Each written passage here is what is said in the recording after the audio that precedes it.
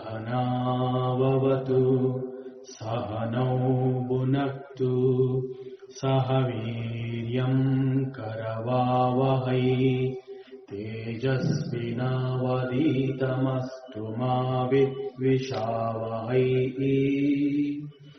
ॐ शान्ति शान्ति शान्तिः। जन्माद्यस्य यतोऽन्वयादितरतः चार्त्वेष्वभिघ्नस्वराट् तेने ब्रह्महृदया आदिकवये मुह्यन्ति यत्सूरयः। तेजो वारिमृदां यथा विनिमयः यत्र त्रिसर्गो मृषा दाम्ना स्वेन सदा निरस्तकुहकम् सत्यं परं धीमहि। नारायणं नमस्कृत्य नरं चैव नरोत्तमं देवीं सरस्वतीं व्यासं ततो जयमुदीरयेत्। ಶ್ರೀಕೃಷ್ಣ, ಸರ್ವವು ನಿನ್ನ ಸೇವೆಯಾಗಲಿ ಸ್ವಾಮಿ. ಎಲ್ಲ ಆಧ್ಯಾತ್ಮ ಬಂಧುಗಳಿಗೂ ನಮಸ್ಕಾರ ಮತ್ತು ಜ್ಞಾನದರ್ಶನಂ ವೇದಿಕೆಗೆ ಸ್ವಾಗತ. ಶ್ರೀಮದ್ ಭಾಗವತಂನಲ್ಲಿ ಬರುವಂತಹ ಪ್ರಹ್ಲಾದ ಚರಿತ್ರೆಯನ್ನು ನಾವು ಅಧ್ಯಯನ ಮಾಡ್ತಾ ಬಂದಿದ್ದೀವಿ. ಬಾಲಕ ಪ್ರಹ್ಲಾದನನ್ನ ವಿದ್ಯಾಭ್ಯಾಸಕ್ಕಾಗಿ ಗುರುಕುಲಕ್ಕೆ ಬಿಟ್ಟಿರ್ತಾನೆ. ಪ್ರಹ್ಲಾದನ ಸಂಸ್ಕಾರ ಮತ್ತು ಏಕಾಗ್ರತೆ ಬಹಳ ಚೆನ್ನಾಗಿಯೇ ಇದ್ದುದರಿಂದ ಆಶ್ರಮದಲ್ಲಿ ಗುರುಕುಲ ವಾಸದಲ್ಲಿ ಗುರುಗಳು ಹೇಳಿಕೊಡ್ತಾ ಇದ್ದಂತಹ ಆ ಎಲ್ಲಾ ಪಾಠಗಳನ್ನ ತದೇಕ ಚಿತ್ತನಾಗಿ ಕೇಳಿಸಿಕೊಂಡು ಅವುಗಳನ್ನ ಚೆನ್ನಾಗಿಯೇ ಅರ್ಥ ಮಾಡಿಕೊಂಡು ಯಥಾರ್ಥ ರೂಪ ಅಂತಂದ್ರೆ ಗುರುಗಳು ಹೇಗೆ ಹೇಳಿಕೊಟ್ಟಿದ್ದಾರೆ ಅದನ್ನ ಅದೇ ರೀತಿಯಲ್ಲಿ ಗುರುಗಳಿಗೆ ಅವನು ಒಪ್ಪಿಸ್ತಾ ಇರ್ತಾನೆ. ಬಹಳ ಬುದ್ಧಿವಂತ ಮತ್ತು ಮೇಧಾವಿಯಾಗಿದ್ದ ಕಾರಣ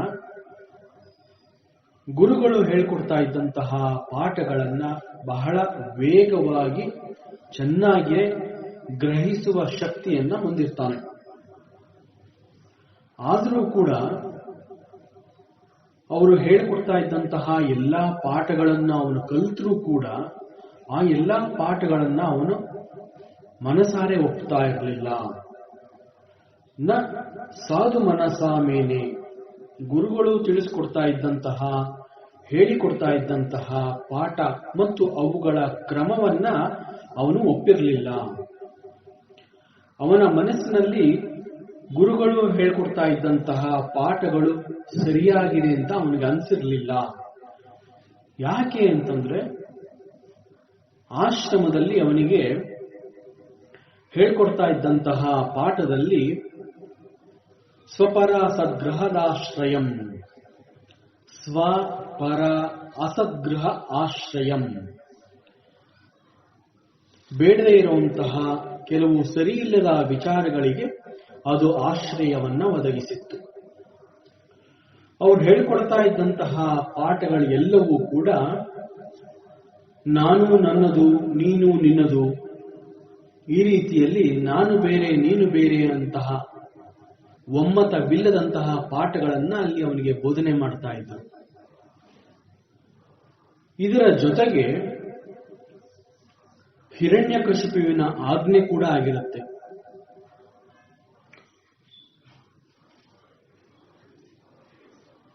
ಅವನಿಗೆ ಧರ್ಮ ಅರ್ಥ ಕಾಮವನ್ನ ಒಳಗೊಂಡಂತಹ ಪಾಠವನ್ನ ಮಾತ್ರ ಹೇಳ್ಕೊಡ್ತಾ ಇದ್ರು. ಮೋಕ್ಷದ ದಾರಿಗೆ ಬೇಕಾಗುವಂತಹ ಪಾಠವನ್ನ ಅಲ್ಲಿ ಅವನಿಗೆ ತಿಳಿಸ್ಕೊಡ್ತಾ ಇರಲಿಲ್ಲ. ಇದು ರಜೋಗುಣಿ ಸ್ವಭಾವವಾದ ಹಿರಣ್ಯಕಶಿಪುವಿನ ಒಂದು ಆಜ್ಞೆ ಕೂಡ ಆಗಿರುತ್ತೆ. ಈ ಎಲ್ಲಾ ಕಾರಣಗಳಿಂದ ಆಶ್ರಮದಲ್ಲಿ ಅವನು ಕಲಿತಾ ಇದ್ದಂತಹ ಪಾಠಗಳು ಅವುಗಳೆಲ್ಲವೂ ಸರಿ ಇದೆ ಅನ್ನುವ ಒಮ್ಮತದ ಭಾವ ಅವನಲ್ಲಿ ಮೂಡಿ ಬಂದಿರಲಿಲ್ಲ. ಏಕದ ಅಸುರರ ಪುತ್ರಂ ಅಂಗಮಾರೋಪ್ಯ ಪಾಂಡವ ಪಪ್ರಚ್ಛ ಕಥ್ಯತಾಂ ವತ್ಸ ಮನ್ಯತೆ ಸಾಧು ಯದ್ಭವಾನ್. ಈ ವಿಚಾರವನ್ನ ಶ್ರೀ ನಾರದರು ಯುಧಿಷ್ಠಿರನಿಗೆ ಪಾಂಡವ ಅಂತ ಕರೆದು ಈ ವಿಚಾರವನ್ನ ತಿಳಿಸ್ಕೊಡ್ತಾ ಇದ್ದಾರೆ. ಒಂದು ದಿನ ಹಿರಣ್ಯಕಶಿಪು ಆಶ್ರಮದಿಂದ ಗುರುಕುಲದಿಂದ ತನ್ನ ಮಗ ಪ್ರಹ್ಲಾದನನ್ನ ಅರಮನೆಗೆ ಕರೆಸ್ಕೋತಾನೆ. ಅರಮನೆಗೆ ಬಾಲಕ ಪ್ರಹ್ಲಾದ ಬಂದ ಬಳಿಕ ಬಹಳ ಪ್ರೀತಿಯಿಂದ ಅವನನ್ನ ಪ್ರೇಮದಿಂದ ತನ್ನ ಬಳಿ ಕರೆದು ಅಂಗಮಾರೋಪ್ಯ ತನ್ನ ತೊಡೆಯ ಮೇಲೆ ಅವನನ್ನ ಕೂರಿಸಿಕೊಂಡು ಮಾತನಾಡಿಸ್ತಾ ಕೆಲವು ಪ್ರಶ್ನೆಗಳನ್ನ ಮಾಡ್ತಾನೆ.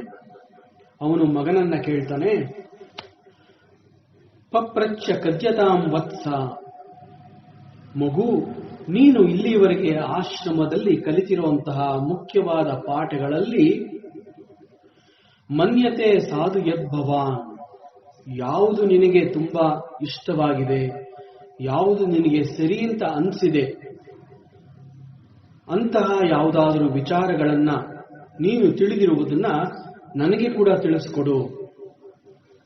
ನಿನ್ನಿಂದ ಅದನ್ನ ಕೇಳಿಸ್ಕೋಬೇಕು ಅನ್ನುವ ಬಯಕೆ ನನಗೆ ಉಂಟಾಗಿದೆ.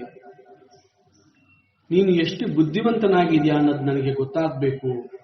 ಆದ್ರಿಂದ ನೀನು ಕಲ್ತಿರುವ ಆ ವಿದ್ಯೆಯಲ್ಲಿ ಯಾವುದು ನಿನಗೆ ಸರಿ ಅಂತ ಅನ್ನಿಸ್ತಾ ಇದೆ ಅದನ್ನ ನನಗೆ ತಿಳಿಸ್ಕೊಡು ಅಂತ ಹಿರಣ್ಯಕಶಿಪು ಬಾಲಕ ಪ್ರಹ್ಲಾದನನ್ನ ಕೇಳ್ತಾನೆ. ಪ್ರಹ್ಲಾದ ಉವಾಚ, ಪ್ರಹ್ಲಾದ ಹೇಳ್ತಾನೆ, ತತ್ ಸಾಧು ಮನ್ಯೋ ಸುರವರ್ಯ ದೇಹಿನಾಂ ಸದಾ ಸಮುದ್ವಿಗ್ನದಿಯ ಮಸದ್ಗೃಹಾತ್ ಹಿತ್ವಾತ್ಮಪಾತಂ ಗೃಹಮಂದಕೂಪಂ ವನಂ ಗತೋ ಯದ್ ಹರಿಮಾಶ್ರಯೇತ. ಇಲ್ಲಿ ಹಿರಣ್ಯಕಶಿಪು ಮಗು ಪ್ರಹ್ಲಾದನಿಗೆ ನೀನು ಕಲಿತಿರುವ ಪಾಠಗಳಲ್ಲಿ ಇಲ್ಲಿಯವರೆಗೆ ನಿನಗೆ ಸರಿ ಅಂತ ಅನಿಸಿರುವಂತಹ ಕೆಲವು ವಿಷಯಗಳನ್ನ ನನ್ನೊಂದಿಗೆ ಹಂಚಿಕೋ ಅಂತ ಕೇಳ್ತಾನೆ. ಆಗ ಬಹಳ ವಿನಯದಿಂದ ಪ್ರಹ್ಲಾದ ತಂದೆಗೆ ಹೇಳ್ತಾನೆ. ತನ್ನ ತಂದೆಗೆ ಬಹಳ ವಿನಯದಿಂದನೇ ಅವನು ಉತ್ತರ ಕೊಟ್ಟರುವೆ ನಾವು ಸಾಮಾನ್ಯವಾಗಿ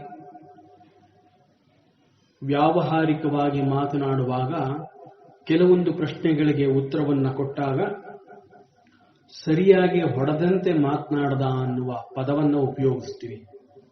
ಹೆಚ್ಚು ಕಡಿಮೆ ಪ್ರಹ್ಲಾದ ಇಲ್ಲಿ ಆ ರೀತಿಯ ಮಾತುಗಳನ್ನ ಆಡಿದಾನೆ. ಇಲ್ಲಿ ಮಗ ಪ್ರಹ್ಲಾದ ತುಂಬಾ ಸತ್ಯವಾಗಿ ಕೆಲವು ವಿಚಾರಗಳನ್ನ ತನ್ನ ತಂದೆಯ ಪ್ರಶ್ನೆಗೆ ಉತ್ತರವಾಗಿ ತಿಳಿಸ್ತಾನೆ. ತನ್ನ ತಂದೆಗೆ ಬಹಳ ಗೌರವದಿಂದ, ಹೇ ಅಸುರವರ್ಯ, ರಾಕ್ಷಸರುಗಳಲ್ಲಿಯೇ ಶ್ರೇಷ್ಠನಾದವನು ನೀನು. ಅಪ್ಪ,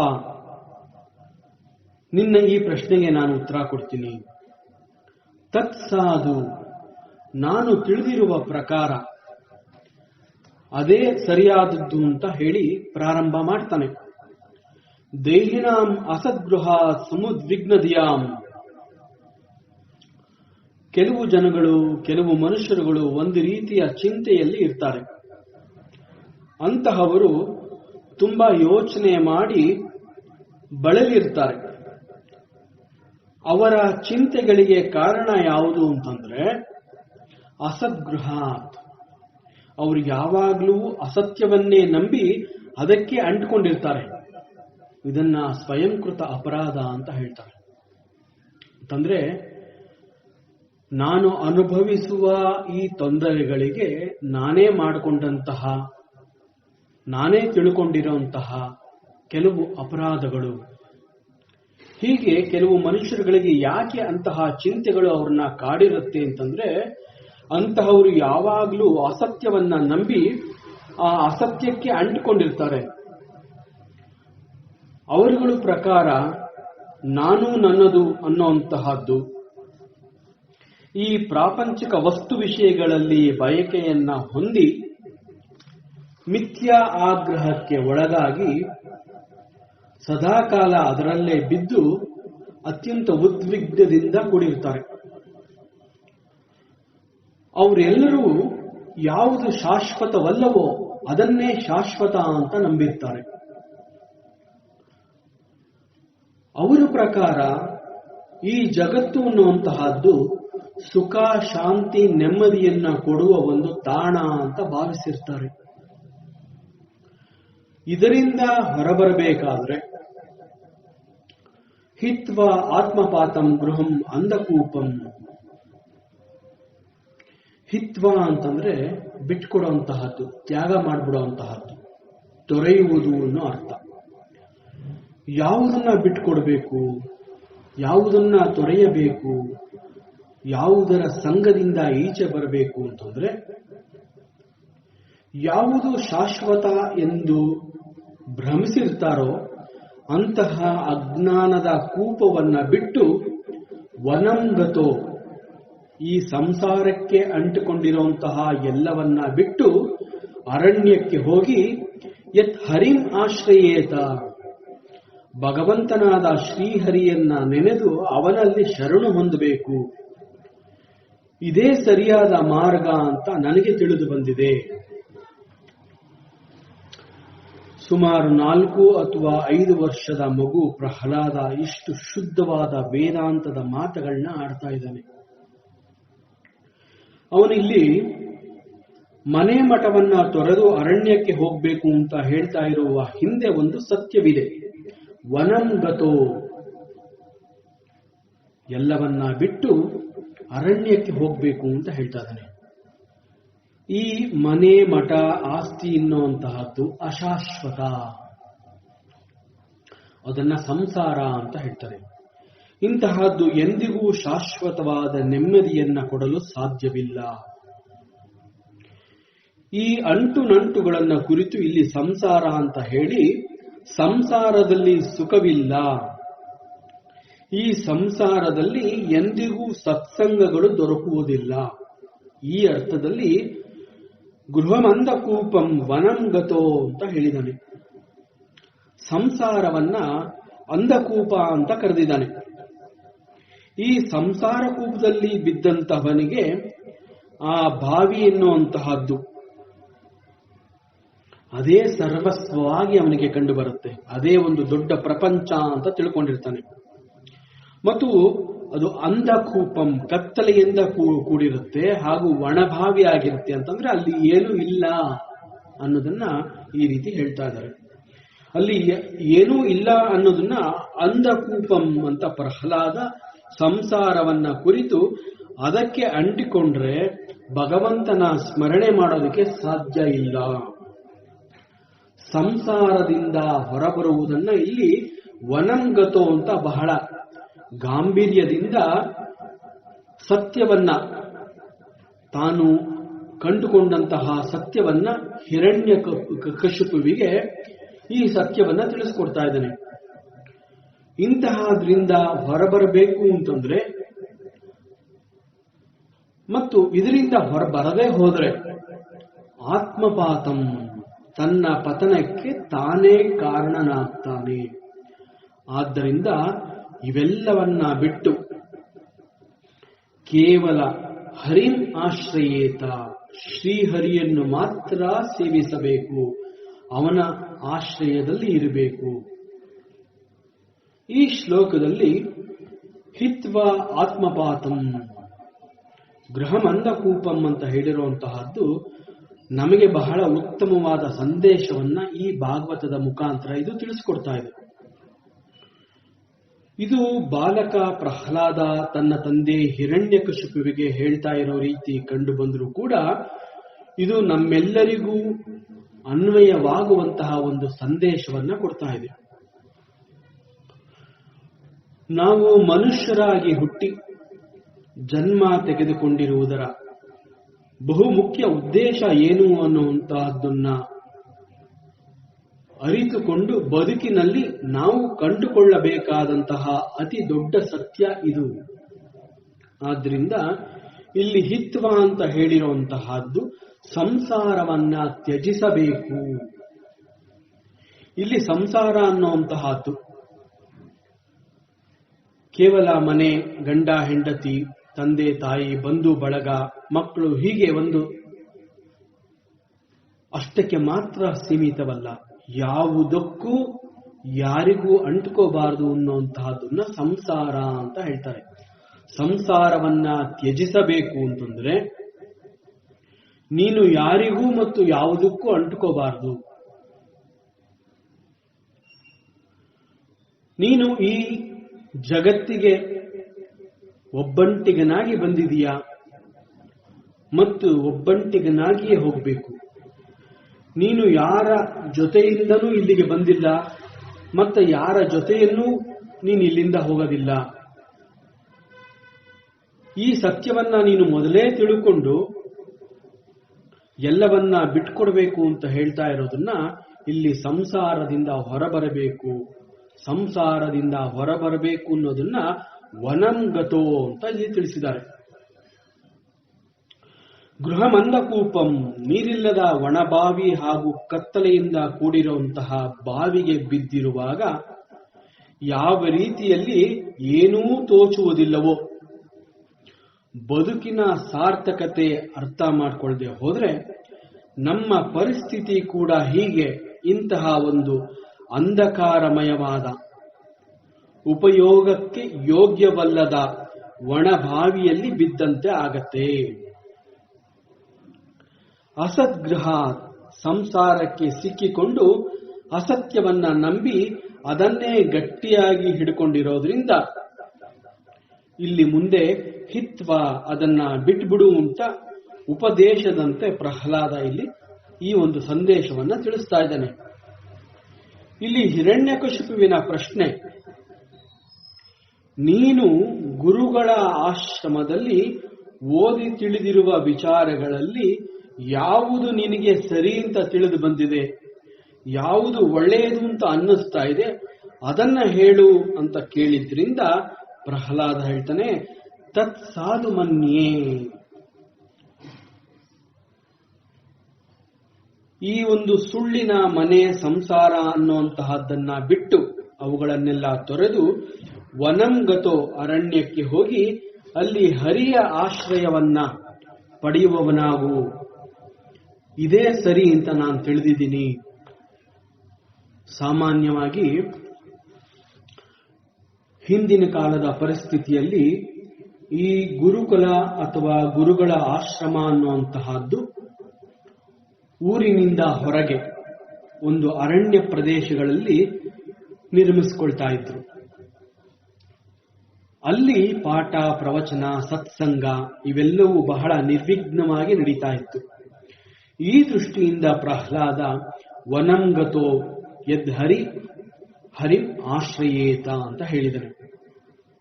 ಇಂತಹ ವಿಚಾರಗಳನ್ನ ಚಿಂತನೆಗೆ ಇಟ್ಟುಕೊಂಡಷ್ಟು ಹೆಚ್ಚು ಹೆಚ್ಚು ವಿಚಾರಗಳನ್ನ ಇದು ನಮಗೆ ಒದಗಿಸುತ್ತೆ. ಪ್ರಹ್ಲಾದನ ಇಂತಹ ಮಾತುಗಳನ್ನ ಕೇಳಿದ ನಂತರ ಹಿರಣ್ಯಕಶಿಪು, ಅವನ ಮನಸ್ಥಿತಿ ಹೇಗಿರುತ್ತೆ, ಅವನ ವರ್ತನೆ ಹೇಗಿರುತ್ತೆ, ಅವನು ಹೇಗೆ ವರ್ತಿಸ್ತಾನೆ. ಶ್ರುತ್ವಾ ಪುತ್ರಗಿರೋ ದೈತ್ಯ ಪರಿಪಕ್ಷ ಸಮಾಹಿತಾಃ ಜಹಾಸ ಬುದ್ಧಿರ್ಬಾಲಾನಾಂ ಭಿದ್ಯತೆ ಪರಬುದ್ಧಿಭೀಃ. ಶ್ರೀಹರಿಯು ಹಿರಣ್ಯಕಶಿಪುವಿಗೆ ವೈರಿಯಂತೆ ಕಂಡು ಬರ್ತಾನೆ. ಇದು ಹಿರಣ್ಯಕಶಿಪುವಿನ ದೃಷ್ಟಿ. ಅಂತಹ ವೈರಿಯಾದ ಶ್ರೀಹರಿಯನ್ನ ಆಶ್ರಯಿಸಬೇಕು ಅಂತ ಪ್ರಹ್ಲಾದ ಹೇಳಿದ್ರು. ಆ ಮಾತುಗಳನ್ನ ಕೇಳಿ ಹಿರಣ್ಯಕಶಿಪು ಗಹಗಹಿಸಿ ನಗ್ತಾನೆ. ಯಾಕೆ ಅಂತಂದ್ರೆ ಇವನೊಬ್ಬ ಇನ್ನೂ ಚಿಕ್ಕ ಹುಡುಗ, ಕೇವಲ 4-5 ವರ್ಷದ ಹುಡುಗ. ಇವನ ಬಾಯಿಯಲ್ಲಿ ಇಂತಹ ಮಾತುಗಳು ಬರ್ತಾ ಇದೆ ಅಂತಂದ್ರೆ ಬಹುಶಃ ಯಾರೋ ಅವರಿವರು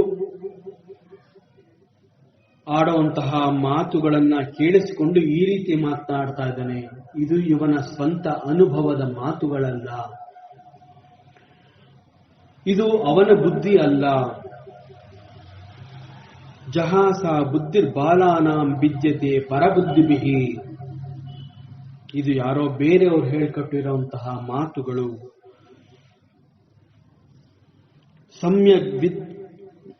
ಸಮ್ಯಕ್ ವಿದರ್ಯಾತಾಂ ಬಾಲೋ ಗುರುಗೇಹೇ ದ್ವಿಜಾತಿಭಿಹಿ.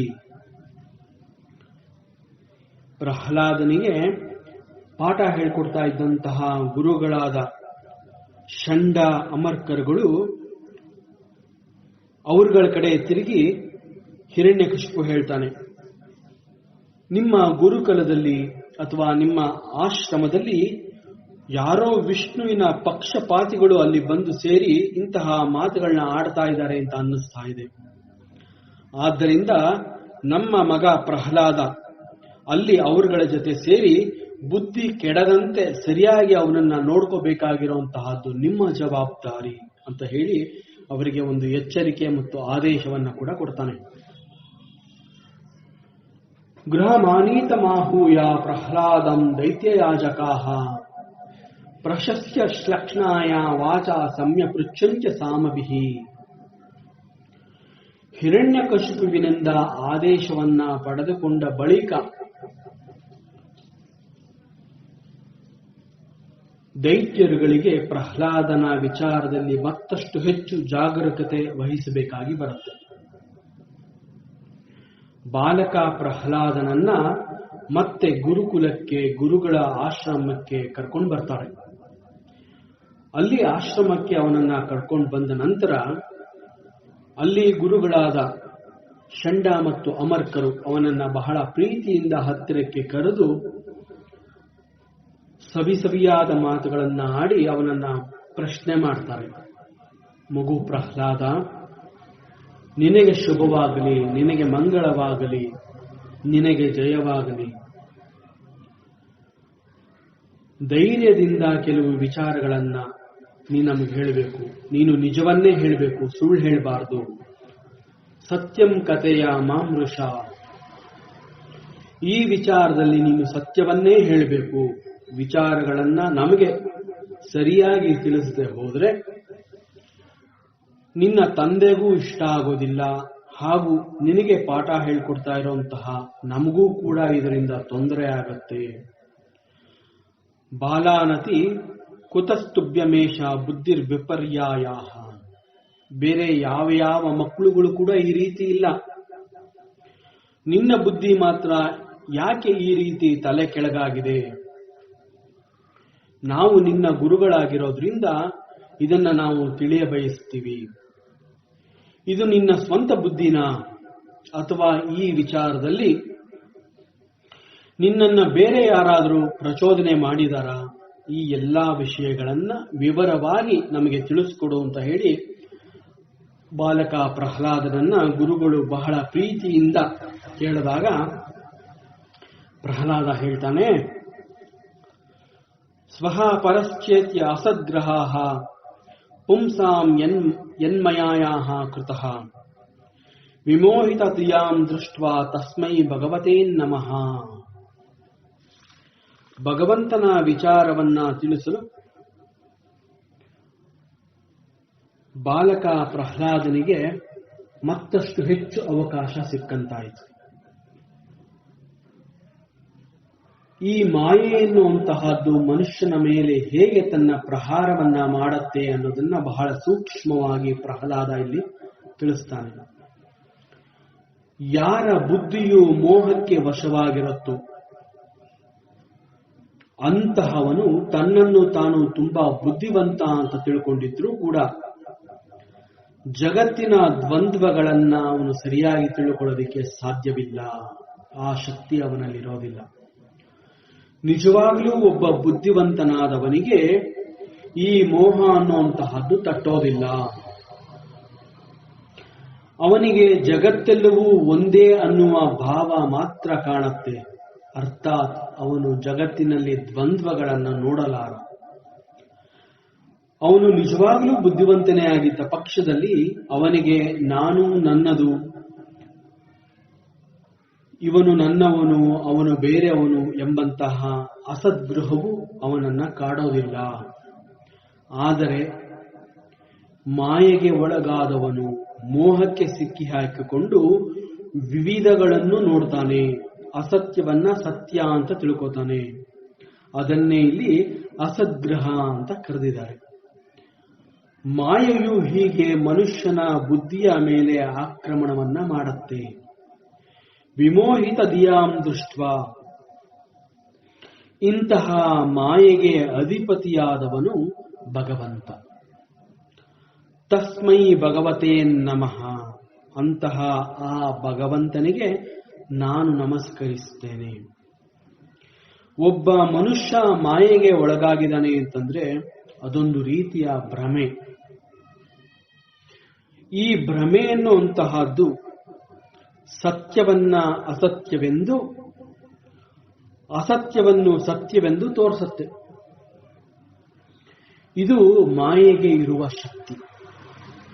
ಆದರೆ ಭಗವಂತ ಮಾಯೆ ಎಂಬ ಈ ಶಕ್ತಿಯನ್ನ ತನ್ನ ವಶದಲ್ಲಿ ಇಟ್ಕೊಂಡಿರ್ತಾನೆ. ಅಂತಹ ಶಕ್ತಿವಂತ ಭಗವಂತನಾದ ಪರಮಾತ್ಮನಿಗೆ ನಾನು ನಮಸ್ಕಾರ ಮಾಡ್ತೀನಿ. ಅಂತಹ ಶ್ರೀಹರಿಯನ್ನ ನಾನು ನಮಸ್ಕರಿಸ್ತೀನಿ. ತಸ್ಮೈ ಶ್ರೀ ಭಗವತೇ ನಮಃ.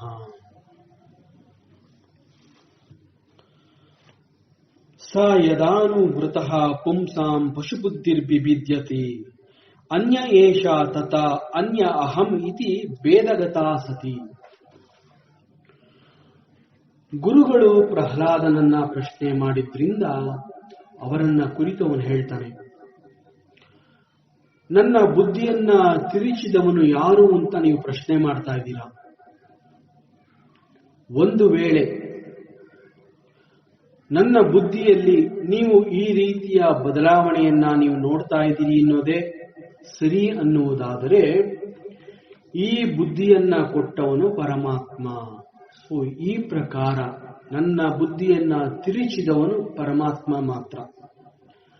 ಆ ಭಗವಂತನ ಕೃಪೆ ಕಾರುಣ್ಯದ ಕಾರಣದಿಂದ ಮಾತ್ರ ಸದ್ಬುದ್ಧಿ ಎನ್ನುವಂತಹದ್ದು ಪ್ರಾಪ್ತವಾಗತ್ತೆ.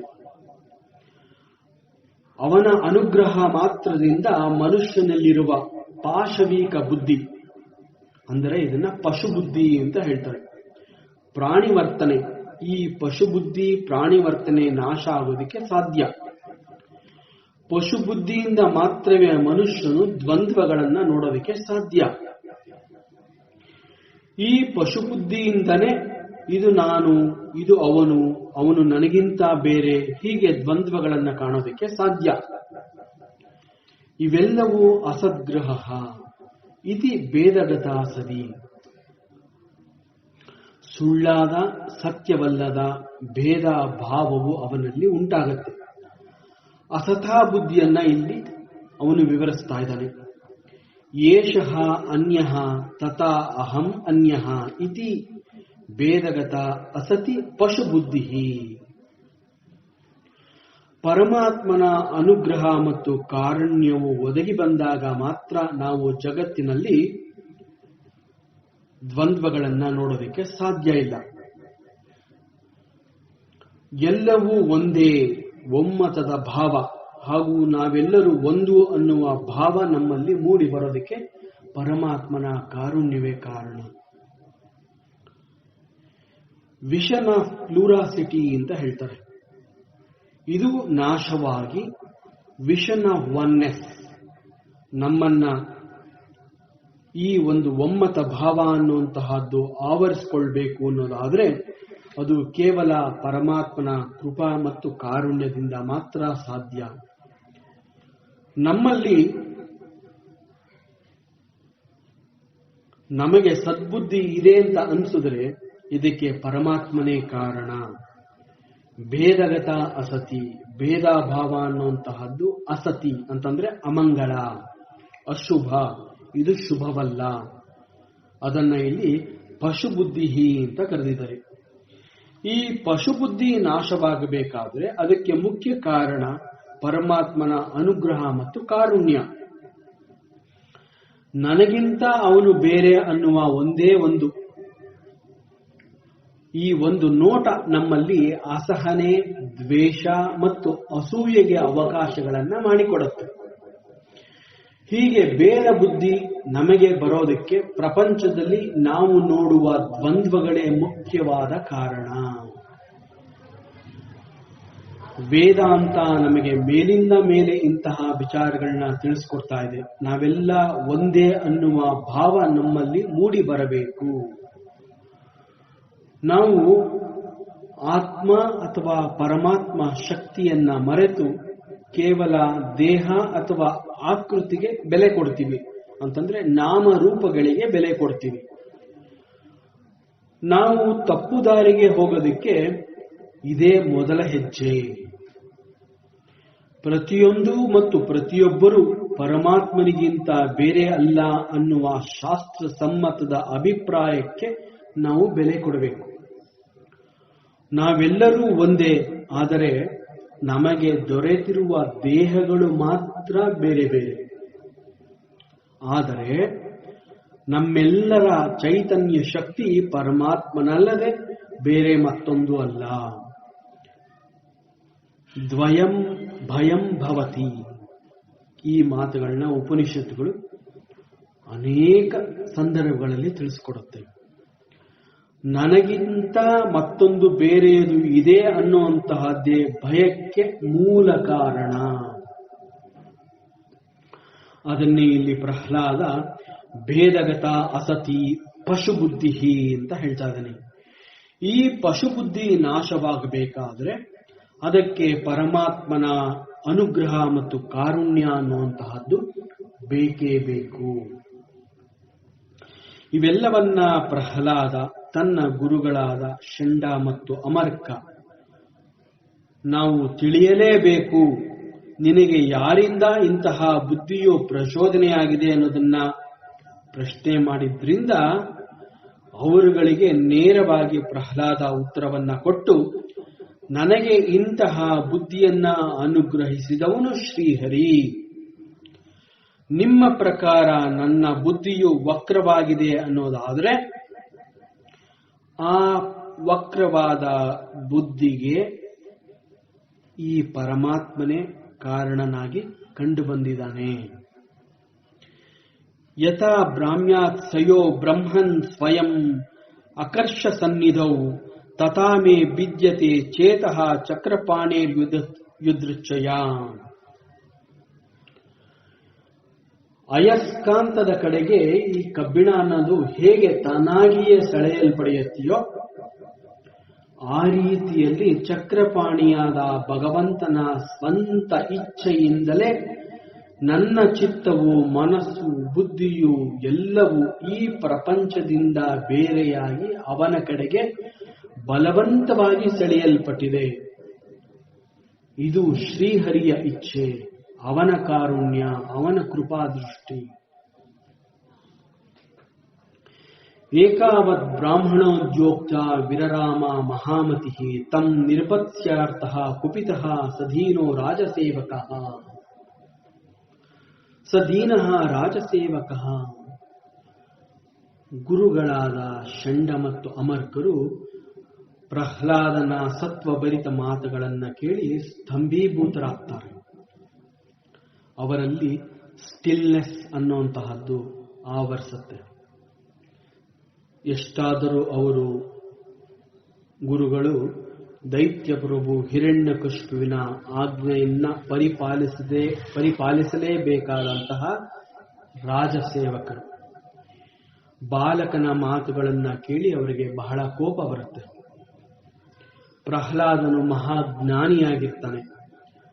ಅವನು ಹೇಳಬೇಕಾದದೆಲ್ಲವನ್ನ ಹೇಳಿ ಅವನು ಸುಮ್ಮನಾಗ್ತಾನೆ. ಅಸೀಯತಾಂ ಅರೆ ವೇತ್ರಾಂ ಅಸ್ಮಾಕಂ ಅಯಶಸ್ಕರಃ ಕುಲಂಗಾರಸ್ಯ ದುರ್ಬುದ್ಧೇಃ ಚತುರ್ಥ್ಯೋಸ್ಯೋದಿತೋ ದಮಃ. ಅರೆ ಅಯ್ಯೋ, ಈ ಬಾಲಕ ಸಾಮಾನ್ಯನಲ್ಲ. ಇವನು ನಮ್ಮ ಕೀರ್ತಿಗೆ ಕಳಂಕವನ್ನು ಹೊತ್ತು ತರ್ತಾ ಇದ್ದಾನೆ. ಅಯಶಸ್ಕರ, ಇವನು ನಮ್ಮ ಯಶಸ್ಸಿಗೆ ಮಸಿ ಬಳಿತಾನೆ. ಕುಲಂಗಾರ, ಇವನು ಇಡೀ ಕುಲಕ್ಕೆ ನಾಶವನ್ನ ಮಾಡ್ತಾನೆ. ಹೇಗೆ ಒಂದು ಸಣ್ಣ ಬೆಂಕಿಯ ಕಿಡಿ ಎಲ್ಲಾ ಕಡೆ ಹರಡಿ ಸರ್ವವನ್ನ ಭಸ್ಮ ಮಾಡಿಬಿಡುವ ಶಕ್ತಿ ಇರುತ್ತೋ, ಇವನು ಅಂತಹ ಜಾತಿಗೆ ಸೇರಿದವನಾಗಿದ್ದಾನೆ. ಅಸ್ಯ ದುರ್ಬುದ್ಧೇಹೇ, ಅವನ ಈ ದುರ್ಬುದ್ಧಿಗೆ ಬೇರೆ ಯಾವ ಉಪಾಯವೂ ಕಾಣ್ತಾ ಇಲ್ಲ. ಸಾಮಾನ್ಯವಾಗಿ ಶಿಕ್ಷಣವನ್ನ ಕಲಿಸಬೇಕಾದಾಗ ಅಲ್ಲಿ 4 ಮಾರ್ಗಗಳಿವೆ. ಆ 4 ಮಾರ್ಗಗಳನ್ನ ಉಪಯೋಗಿಸಿ ಶಿಕ್ಷಣವನ್ನ ಕೊಡ್ತಾರೆ. ಇದನ್ನ ಸಾಮ, ದಾನ, ಭೇದ ಹಾಗೂ ಕೊನೆಯದಾಗಿ 4ನೆಯದಾಗಿ ದಂಡ ಅಂತ ಹೇಳ್ತಾರೆ. ಈ 4ನೆಯದು ಚತುರ್ಥ್ಯೋ ಉದಿತ ಧಮ, ಅವನನ್ನ ಶಿಕ್ಷಿಸೋದಕ್ಕೆ ದಂಡವನ್ನ ಪ್ರಯೋಗ ಮಾಡಬೇಕಾಗಿ ಬರುತ್ತೆ. ಆದ್ದರಿಂದ ಈಗ ಇವನಿಗೆ ದಂಡವನ್ನ ಉಪಯೋಗಿಸದೆ ಅನ್ಯ ಮಾರ್ಗವಿಲ್ಲ ಅಂತ ಹೇಳಿ ಆ ಗುರುಗಳಿಬ್ಬರು ತೀರ್ಮಾನ ಮಾಡ್ತಾರೆ. ಈ ಗುರುಗಳು ದೈತ್ಯ ಹಿರಣ್ಯಕಶಿಪುವನ್ನ ಹೊಗಳ್ತಾರೆ. ದೈತ್ಯ ವಂಶವೆಂಬ ಶ್ರೀಗಂಧದ ಕಾಡಿನಲ್ಲಿ ಪ್ರಹ್ಲಾದನಂತಹ ಮುಳ್ಳಿನ ಜಾಲಿಯ ಮರ ಹೇಗೆ ಹುಟ್ಟುಕೊತು? ದೈತೇಯ ಚಂದನವನೇ ಜಾತೋಯಂ ಕಂಟಕದ್ರುಮಃ. ಕಾಡಿನಲ್ಲಿ ಈ ಮರವನ್ನ ಕಡಿಬೇಕಾದ್ರೆ ಕೊಡಲಿ ಎನ್ನುವಂತಹ ಒಂದು ಅಸ್ತ್ರವನ್ನ ಉಪಯೋಗಿಸ್ತಾರೆ. ಆ ಕೊಡಲಿಗೆ ಹಿಡಿಕೆಯಾಗಿ ಮತ್ತೊಂದು ಮರವನ್ನೇ ಅದಕ್ಕೆ ಉಪಯೋಗಿಸ್ತಾರೆ. ಅಂದ್ರೆ ಮರವನ್ನ ಕಡಿಯೋದಕ್ಕೆ ಕೊಡಲಿಗೆ ಹಿಡಿಕೆಯಾಗಿ ಮರವನ್ನೇ ಉಪಯೋಗಿಸ್ತಾರೆ. ಆ ರೀತಿಯಲ್ಲಿ ದೈತ್ಯ ಪ್ರಭು ಹಿರಣ್ಯಕಶಿಪುವನ್ನ ನಾಶ ಮಾಡೋದಕ್ಕೆ ಶ್ರೀಹರಿಯು ಕೊಡಲಿಯಂತೆ ಕಂಡು ಬಂದಿದ್ದಾನೆ. ಅವನಿಗೆ ಹಿಡಿಕೆಯಾಗಿ ಈ ಬಾಲಕ ಪ್ರಹ್ಲಾದ ಕಂಡು ಬರ್ತಾ ಇದ್ದಾನೆ. ಈ ರೀತಿಯಲ್ಲಿ ಗುರುಗಳು ಪ್ರಹ್ಲಾದನನ್ನ ಗದರಿಸಿ ಹೆದರಿಸಿ ಅವನಿಗೆ ಧರ್ಮ, ಅರ್ಥ, ಕಾಮ ಸಂಬಂಧವಾದ ಶಿಕ್ಷಣವನ್ನ ಮಾತ್ರ ಕೊಡ್ತಾರೆ. ಮೋಕ್ಷದ ಬಗ್ಗೆ ಯಾವ ತಿಳುವಳಿಕೆಯನ್ನ ಅವರು ಕೊಡೋದಿಲ್ಲ. ಅದಕ್ಕೆ ದೈತ್ಯನ ಹಿರಣ್ಯಕಶಿಪುವಿನ ಆಜ್ಞೆ ಕೂಡ ಆಗಿರುತ್ತೆ. ತತ್ ಏನಂ ಗುರುಜ್ಞಾತ್ವಾ ಜ್ಞಾತ ಜ್ಞೇಯ ಚತುಷ್ಟಯಂ ದೈತ್ಯೇಂದ್ರಂ ದರ್ಶಯಾಮಾಸ ಮಾತೃಮೃಷ್ಟಂ ಅಲಂಕೃತಂ. ಸ್ವಲ್ಪ ದಿನಗಳ ನಂತರ, ಅಂದರೆ ಗುರುಗಳು ಅವನಿಗೆ ಹೆದರಿಸಿ ಬೆದರಿಸಿ ಯಾವ ರೀತಿಯ ಶಿಕ್ಷೆಯನ್ನ ಕೊಟ್ಟು ಶಿಕ್ಷಣವನ್ನ ಕಲಿಸಬೇಕೋ ಆ ರೀತಿಯ ಎಲ್ಲಾ ರೀತಿಯಿಂದ ಅವನಿಗೆ ಅವರಿಷ್ಟದಂತೆ ಮೋಕ್ಷದ ಬಗೆಗಿನ ವಿದ್ಯೆಯನ್ನ ತಿಳಿಸಿಕೊಡದೆ ಕೇವಲ ತ್ರಿವರ್ಗಸ್ಯ ಉಪಪಾದನ, ಅಂದರೆ ಧರ್ಮ, ಅರ್ಥ ಮತ್ತು ಕಾಮ ಈ ಸಂಬಂಧವಾದ ಶಿಕ್ಷಣವನ್ನ ಮಾತ್ರ ಕೊಡ್ತಾರೆ. ಬಯಕೆಗಳನ್ನ ಪೂರೈಸಿಕೊಳ್ಳುವ ನಿಟ್ಟಿನಲ್ಲಿ ಅದಕ್ಕೆ ಬೇಕಾದಂತಹ ಧರ್ಮ ಮತ್ತು ಬಯಕೆಗಳ ಕಾರಣದಿಂದಾಗಿ ಅದನ್ನ ಸರಿತೂಗಿಸಲು ಕರ್ಮದಲ್ಲಿ ತೊಡಗಿ ಧನ ಸಂಪಾದನೆ ಮಾಡಬೇಕಾಗುತ್ತೆ. ಆದರೆ ಎಲ್ಲೂ ಕೂಡ ಧರ್ಮ, ಅರ್ಥ, ಕಾಮಗಳು ನಮಗೆ ಎಂದಿಗೂ ಶಾಶ್ವತವಾದ ಆನಂದವನ್ನ ಕೊಡೋದಿಲ್ಲ. ಸದಾಕಾಲ ಕರ್ಮದಲ್ಲಿ ತೊಡಗಿರೋದ್ರಿಂದ ಅದು ಒಂದು ರೀತಿಯಲ್ಲಿ ನಮ್ಮನ್ನ ಬಂಧನದಲ್ಲೇ ಇರಿಸಿರುತ್ತೆ. ಈ ಧರ್ಮ, ಅರ್ಥ ಮತ್ತು ಕಾಮಗಳು ಒಂದು ರೀತಿಯ ಬಂಧನ ಅನ್ನೋದನ್ನ ಇದು ತಿಳಿಸ್ತಾ ಇದೆ. ಆದರೆ ಮೋಕ್ಷದ ಬಯಕೆಯಲ್ಲಿ ಎಂದಿಗೂ ಕರ್ಮದ ಅವಶ್ಯಕತೆ ಎನ್ನುವಂತಹದ್ದು ಕಂಡು ಬರೋದಿಲ್ಲ. ನಾನು ಪೂರ್ಣ ಅನ್ನುವ ಒಂದು ಜ್ಞಾನದ ಪ್ರಜ್ಞೆ ನಮಗೆ ಮೋಕ್ಷವನ್ನ ತಿಳಿಸ್ಕೊಡುತ್ತೆ. ಆದರೆ ಗುರುಗಳ ಆಶ್ರಮದಲ್ಲಿ ಬಾಲಕ ಪ್ರಹ್ಲಾದನಿಗೆ ಧರ್ಮ, ಅರ್ಥ, ಕಾಮಗಳ ಶಿಕ್ಷಣವನ್ನ ಮಾತ್ರ ಕೊಟ್ಟಿರ್ತಾರೆ. ಜ್ಞಾತ ಜ್ಞೇಯ ಚತುಷ್ಟಯಂ. ಪ್ರಹ್ಲಾದನವನು ಎಲ್ಲವನ್ನು ಅಂದರೆ ಗುರುಗಳು ಕಲಿಸಿಕೊಟ್ಟ ಶಿಕ್ಷಣವನ್ನ ಸಮಾಧಾನ, ಭೇದ ಮತ್ತು ದಂಡಗಳೆಂಬ 4 ಉಪಾಯಗಳನ್ನ ಪ್ರಯೋಗಿಸಿದ್ರಿಂದ ಅವನು ಹೆದರಿ ವಿಚಾರಗಳನ್ನ ಗ್ರಹಿಸಿರ್ತಾನೆ, ಕಲ್ತಿರ್ತಾನೆ. ಈ ರೀತಿಯಲ್ಲಿ ಗುರುಜ್ಞಾತ್ವ, ಗುರುಗಳು ತಿಳ್ಕೊಂಡಿರ್ತಾರೆ, ಅವನೆಲ್ಲ ಕಲ್ತಿದ್ದಾನೆ, ನಮಗೆ ಹೆದರುಕೊಂಡು ನಾವು ಕಲಿಸಿಕೊಟ್ಟಂತಹ ಎಲ್ಲ ವಿಚಾರಗಳನ್ನು ನಾವು ತಿಳ್ಕೊಂಡಿದ್ದಾನೆ ಅಂತ ಈ ಗುರುಗಳು ತಿಳ್ಕೊಂಡಿರ್ತಾರೆ. ಹಿರಣ್ಯಕಶಿಪುವಿನ ಅಪೇಕ್ಷೆಯಂತೆ ಅವನಿಗೆ ಶಿಕ್ಷಣ ದೊರಕಿದೆ ಅಂತ ಭಾವಿಸಿ ದೈತ್ಯೇಂದ್ರಂ ದರ್ಶಯಾಮಾಸ.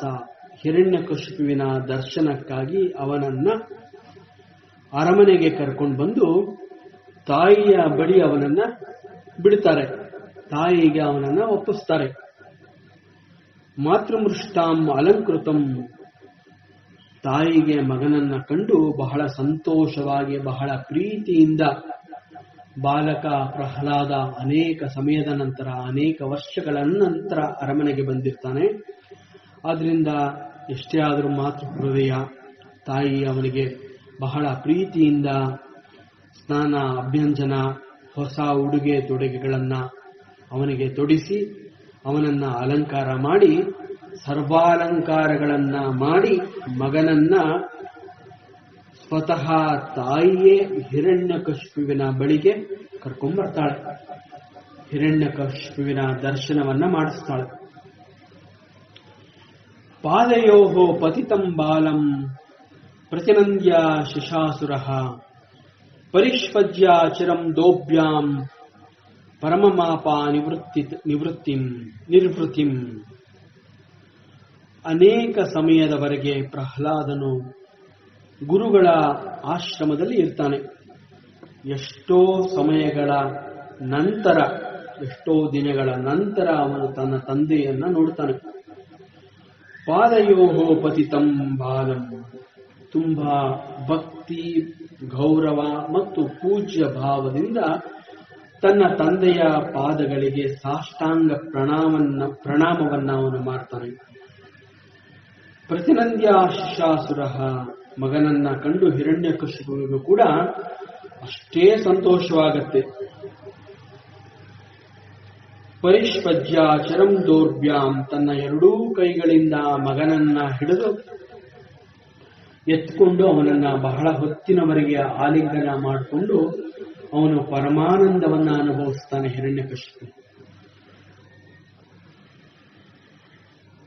ಅನೇಕ ಸಮಯದ ನಂತರ ಬಾಲಕ ಅರಮನೆಗೆ ಬಂದಿರ್ತಾನೆ ಮತ್ತು ಗುರುಗಳು ಹೇಳಿರ್ತಾರೆ, ಕಲಿಯಬೇಕಾದಂತಹ ಎಲ್ಲಾ ಶಿಕ್ಷಣವನ್ನ ಅವನಿಗೆ ಕಲಿಸಿ ಆಗಿದೆ,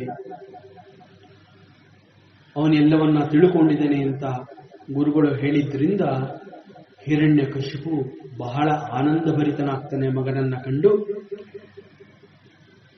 ಅವನನ್ನ ಕರೆದು ಆಲಿಂಗನ ಮಾಡಿಕೊಂಡು ತುಂಬಾ ಆನಂದವನ್ನ ಅನುಭವಿಸ್ತಾನೆ. ಆರೋಪ್ಯಾಂ ಅಂಗಮವಗ್ರಾಯ ಮೂರ್ಧಿನಿ ಅಶ್ರುಕಲಾಂಬುಭಿಃ ಆಸಿಂಚನ್ ವಿಕಸತ್ ಪತ್ರಂ ಇದಂ ಆಹಾ. ಬಹಳ ಕಾಲದ ನಂತರ ಮಗ ಪ್ರಹ್ಲಾದ ಅರಮನೆಗೆ ಬಂದು ತನ್ನ ಪಾದಗಳಿಗೆ ನಮಸ್ಕರಿಸಿದಾಗ ಹಿರಣ್ಯಕಶಿಪು ಬಹಳ ಪ್ರಸನ್ನವಾಗಿ ಸಂತೋಷಗೊಂಡು ತುಂಬಾ ಆನಂದದಿಂದ ಮಗ ಪ್ರಹ್ಲಾದನನ್ನ ಆರೋಪ್ಯಾಂ ತನ್ನ ತೊಡೆಯ ಮೇಲೆ ಕೂರಿಸಿಕೊಂಡು ತುಂಬಾ ಪ್ರೀತಿಯಿಂದ ಅವನ ತಲೆಯನ್ನ ಸವರುತ್ತಾ ಶಿರವನ್ನ ಆಘ್ರಾಣಿಸ್ತಾನೆ. ತುಂಬಾ ಪ್ರೀತಿ ಹೆಚ್ಚಾದಾಗ ಇಂತಹ ವರ್ತನೆಗಳು ಬಹಳ ಸಹಜ. ಮಗನ ತಲೆಯನ್ನ ನಿವೇರಿಸಿ ಆ ಶಿರವನ್ನ ಅವನು ಮೂಸ್ತಾನೆ. ಹಿರಣ್ಯಕಶಿಪುವಿನ ಕಣ್ಣುಗಳಿಂದ ಆನಂದದ ಅಶ್ರುಗಳು, ಕಣ್ಣೀರು ಸುರಿದು ಪ್ರಹ್ಲಾದನ ಶರೀರವನ್ನ ಆ ಕಣ್ಣೀರು ಒದ್ದೆ ಮಾಡುತ್ತೆ. ಸಂತೋಷಗೊಂಡ ದೈತ್ಯ ಪ್ರಭು ಈಗ ಮಗನೊಡನೆ ಇದಂ ಆಹಾ ಮಾತನಾಡ್ತಾನೆ. ಪ್ರಹ್ಲಾದ ಅನುಚ್ಯತಾಂ ತಾತ ಸ್ವದೀತಂ ಕಿಂಚದುತ್ತಮಂ ಕಾಲೇ ನೈತಾ ತಾವತಾ ಯುಷ್ಮನ್ ಯದಶಿಕ್ಷತ್ ಗುರೋರ್ಭವಾನ್. ಮಗು ಪ್ರಹ್ಲಾದ, ಅನೇಕ ವರ್ಷಗಳನ್ನ, ಅನೇಕ ಸಮಯಗಳನ್ನ ನೀನು ಗುರುಕುಲದಲ್ಲಿ ವಿದ್ಯೆಗಾಗಿ ಸಮಯವನ್ನ ಕಳೆದಿದೀಯಾ. ವಿದ್ಯೆಯನ್ನ ಕಲಿತು ಈಗ ಇಲ್ಲಿಗೆ ಬಂದಿದೀಯಾ. ನಿನಗೆ ಶುಭವಾಗಲಿ. ನೀನು ಚಿರಂಜೀವಿಯಾಗು ಮಗು ಪ್ರಹ್ಲಾದ. ಇಷ್ಟು ದಿನಗಳಲ್ಲಿ ನೀನು ಗುರುಗಳಿಂದ ಕಲಿತಿರುವುದರಲ್ಲಿ ಯಾವುದಾದರೂ ಒಂದು ಒಳ್ಳೆಯ ಮಾತನ್ನ, ವಿಚಾರವನ್ನ ತಿಳಿಸು. ನಿನ್ನಿಂದ ಆ ಮಾತುಗಳನ್ನ ಕೇಳಬೇಕು ಅಂತ ನನಗೆ ಅಪೇಕ್ಷೆಯಾಗಿದೆ. ಪ್ರಹ್ಲಾದ ಉವಾಚ. ಪ್ರಹ್ಲಾದ ಹೇಳ್ತಾನೆ, ಶ್ರವಣಂ ಕೀರ್ತನಂ ವಿಷ್ಣೋಃ ಸ್ಮರಣಂ ಪಾದಸೇವನಂ ಅರ್ಚನಂ ವಂದನಂ ದಾಸ್ಯಂ ಸತ್ಯಮಾತ್ಮ ನಿವೇದನಂ. ಹಿರಣ್ಯಕಶಿಪು ಪ್ರಶ್ನೆ ಮಾಡಿದ್ದರಿಂದ ಮತ್ತೆ ಪ್ರಹ್ಲಾದನಿಗೆ ಪರಮಾತ್ಮನ ಬಗ್ಗೆ ಮಾತನಾಡೋದಕ್ಕೆ ಮತ್ತೊಂದು ಸದವಕಾಶ ಸಿಕ್ಕಂತಾಯಿತು. ತನ್ನ ತಂದೆ ಶ್ರೀಹರಿಯನ್ನ ದ್ವೇಷಿಸ್ತಾ ಇದ್ದಾನೆ ಅಂತ ಗೊತ್ತಿದ್ರೂ ಕೂಡ ಅವನಾಗಿಯೇ ನೀನು ತಿಳಿದಿರುವಂತೆ ನಿನ್ನ ಜ್ಞಾನದ ಪ್ರಕಾರ ಏನಾದರೂ ಒಂದು ಒಳ್ಳೆಯ ವಿಷಯವನ್ನ ಹೇಳು ಅಂತ ಹೇಳಿದ್ರಿಂದ ಪ್ರಹ್ಲಾದ ಮಾತಾಡ್ತಾನೆ. ಎಲೆ ತಂದೆಯೇ ಕೇಳಿಸ್ಕೋ, ಪರಮಾತ್ಮ ಶ್ರೀ ವಿಷ್ಣುವಿನ ಭಕ್ತಿಯಲ್ಲಿ ಒಟ್ಟು 9 ವಿಧಗಳಿವೆ. ನವವಿಧ ಭಕ್ತಿ ಅಂತ ಹೇಳ್ತಾರೆ.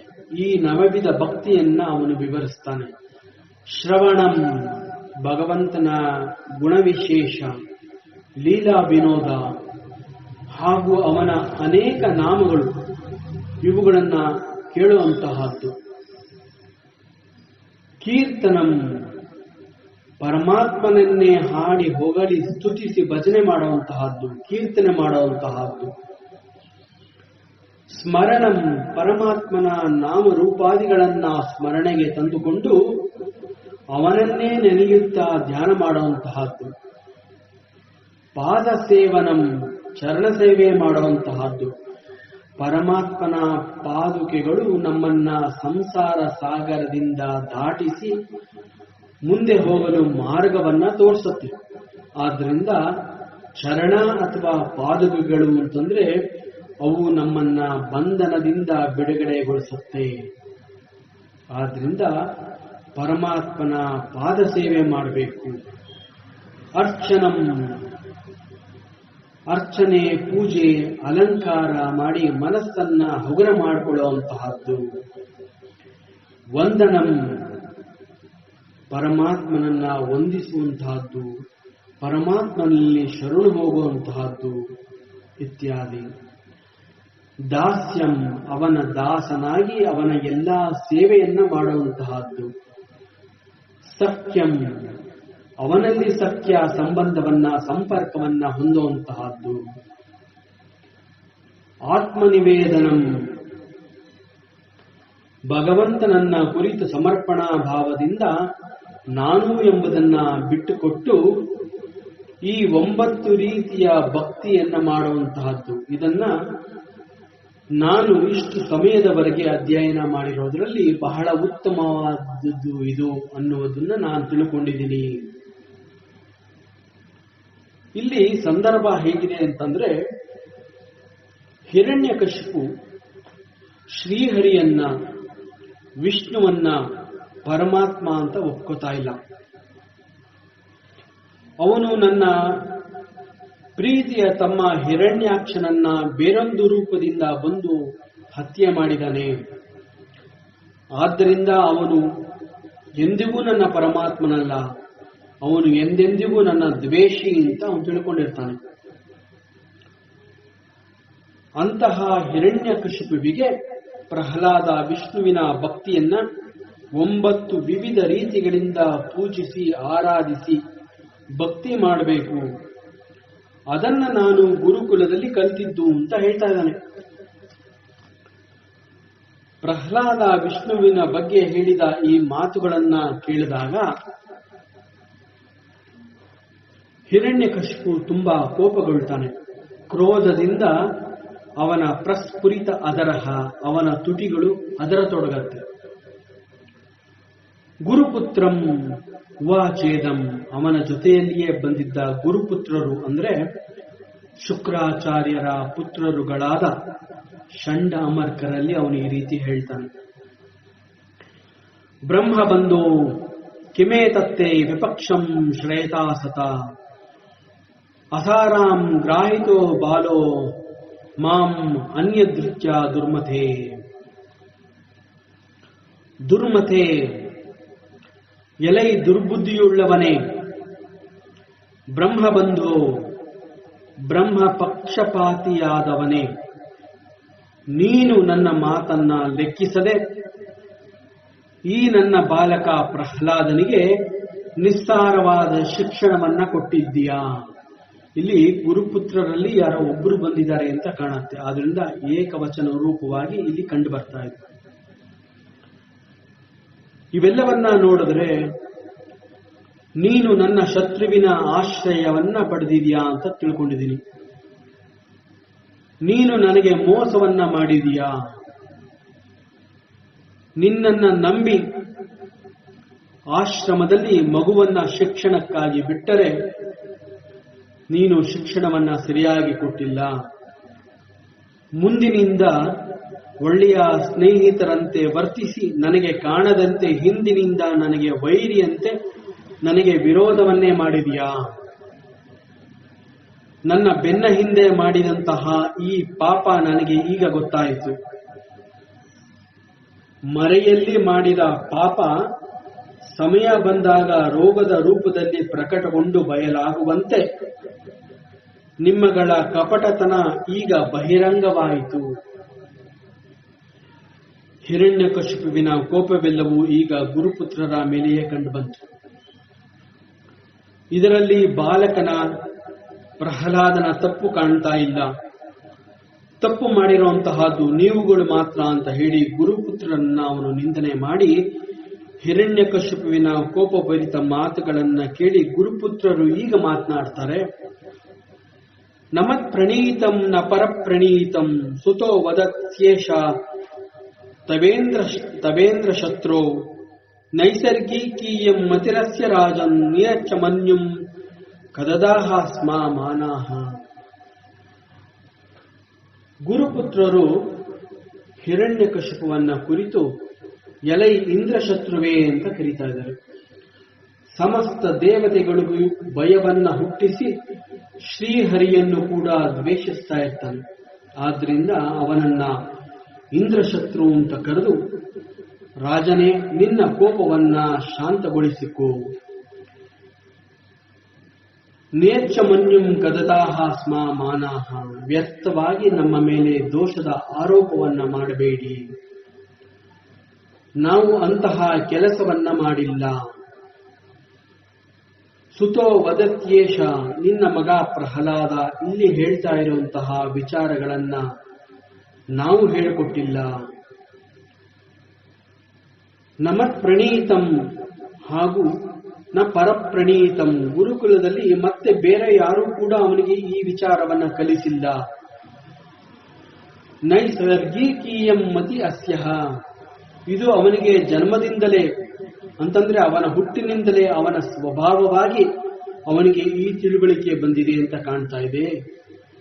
ಯಾವುದೋ ಪೂರ್ವ ಸಂಸ್ಕಾರಗಳು ಅವನನ್ನ ಈ ರೀತಿಯಲ್ಲಿ ಬೆಳೆಸಿದೆ. ಇದರಲ್ಲಿ ನಮ್ಮ ಪಾತ್ರವಿಲ್ಲ. ಗುರುಪುತ್ರರ ಮಾತುಗಳನ್ನ ಕೇಳಿದ ನಂತರ ಹಿರಣ್ಯಕಶಿಪು ಮಗನ ಕಡೆ ತಿರುಗಿ ಮತ್ತೆ ಪ್ರಶ್ನೆ ಮಾಡ್ತಾನೆ. ಮತ್ತಷ್ಟು ಪ್ರಶ್ನೆಗಳನ್ನ ಮಾಡ್ತಾನೆ. ಈ ಎಲ್ಲಾ ವಿಚಾರಗಳನ್ನ ಮುಂದಿನ ಅವಕಾಶದಲ್ಲಿ ಮುಂದುವರಿಸೋಣ.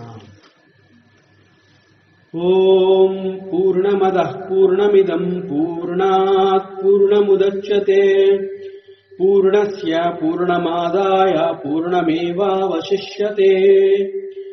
ಓಂ ಶಾಂತಿ ಶಾಂತಿ ಶಾಂತಿ. ಈ ದಿನದ ಪ್ರವಚನವನ್ನ ಪರಮಾತ್ಮ ಶ್ರೀಕೃಷ್ಣನ ಪಾದಚರಣಗಳಿಗೆ ಅತ್ಯಂತ ಭಕ್ತಿಯಿಂದ ಶ್ರದ್ಧೆಯಿಂದ ಅರ್ಪಿಸೋಣ. ಶ್ರೀಕೃಷ್ಣಾರ್ಪಣಮಸ್ತು.